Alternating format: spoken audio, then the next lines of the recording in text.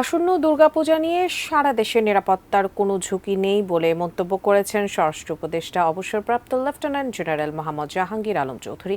একই সঙ্গে তিনি জানান, দুর্গাপূজায় নিরাপত্তা নিশ্চিত করতে সশস্ত্র বাহিনীকেও মোতায়েন করা হয়েছে।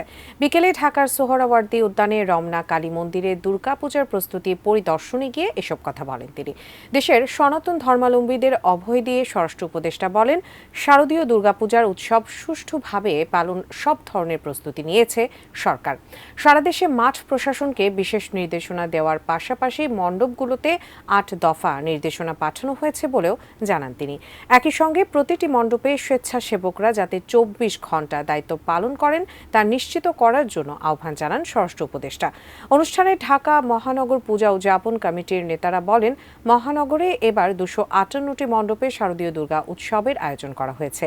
এখনো পর্যন্ত সংখ্যাহীন উৎসবমুখর পরিবেশে দুর্গাপূজার সকল ধরনের প্রস্তুতি চলছে বলেও দাবি করেন তারা।